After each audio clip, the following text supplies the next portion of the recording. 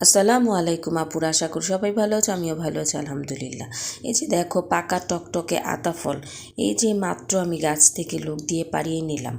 প্রায় 4 বছরের উপরে হয়ে গেছে এই বাসায় থাকি। তো যখন আতা ধরে গাছে লাল টকটকে হয়ে থাকে, আর আমি বারান্দা থেকে দেখে দেখে এই পর্যন্ত সহ্য করে এসেছি। কিন্তু আজকে রোজার মধ্যে আমি লাল টকটকে দেখে আর সহ্য করতে পারছি না। এত সুন্দর লাগছে আতা ফলগুলো। তো আমি লোক উঠিয়ে একজনকে উঠিয়ে গাছ থেকে পেড়ে নিলাম।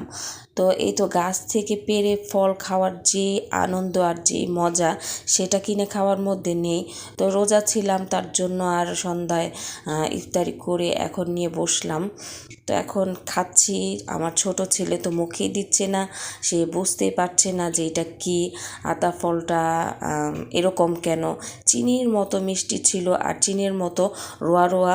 তো যারা খেয়েছি আমরা সবাই কিন্তু জানি আতা ফলটার স্বাদটা কেমন। তো আমার ছোট ছেলেরা মুখেই দেয়নি, বুঝতে পারছে না আর ভালোও লাগছে না। তো সবাই ভালো থাকো, আল্লাহ হাফেজ।